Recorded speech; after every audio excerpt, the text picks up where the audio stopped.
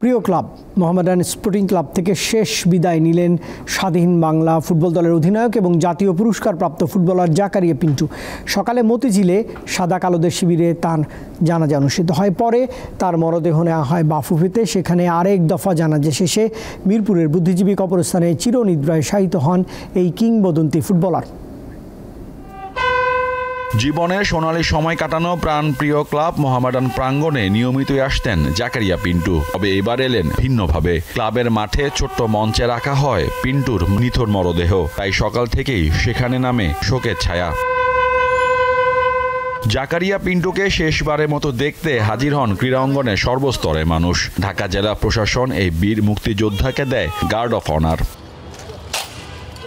মোহামেডানের জার্সিতে ৬০ ও ৭০-এর দশকে মাঠ মাতিয়েছেন পিন্টু। বৈষম্যের মধ্যেও খেলেছেন পাকিস্তান ফুটবল দলে। এরপর স্বাধীন বাংলাদেশে দিয়েছেন জাতীয় দলের নেতৃত্ব।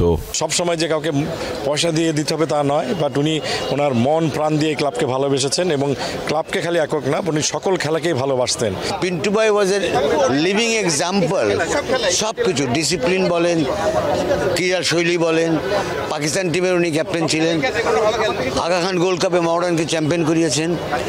স্বাধীন বাংলার ক্যাপ্টেন ছিলেন। হোয়াট নট, উনি ক্রিকেটের ম্যানেজার ছিলেন বরিশাল টিমের। এই ধরনের যারা আমাদের পিতৃ সমতুল্য, আমাদের যারা অভিভাবক, তারা আজকে আমাদের মাছ থেকে চলে যাওয়াতে আমরা যেই ক্ষতি, সেই ক্ষতি কখনোই পূরণ করা যাবে না। এরপর জাকারিয়া পিন্টুর মরদেহ নেওয়া হয় বাফুফেতে।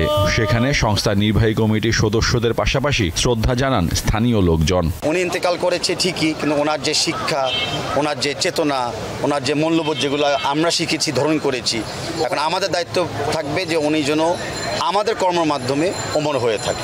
যোগ্য সম্মান রাখছে, যেটা দেখলাম ভালো লাগলো। কিন্তু কথা হলো যে জীবিত অবস্থায় তার একটু যদি আমরা যদি তার কাছে পাইতাম আর কি, নানান জায়গায় আর কি সোর্স, অন্তত ফুটবল অঙ্গনে যদি কাছে পাইতাম তাহলে আরো ভালো লাগতো।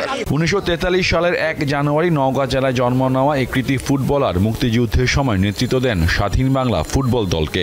সবচেয়ে বড় কথা হলো I have lost my friend, elder brother and my most beloved man. Permanently ওনার জন্য, ওনাকে সারা জীবন যাতে মোহামেডান ক্লাব মনে রাখে, সেই জন্য কি করা যায় সে ব্যবস্থা আমরা করবো। আপনারা যতটুকু সম্মান দিচ্ছেন, হয়তো উনি আজকে নাই, দেখতেছে না, কিন্তু তারপর আপনারা যথেষ্ট আপনারা করছেন।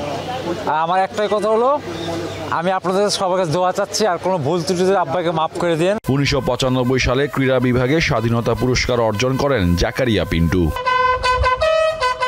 মোহাম্মদ হাসিব, দীপ্ত স্পোর্টস, ঢাকা।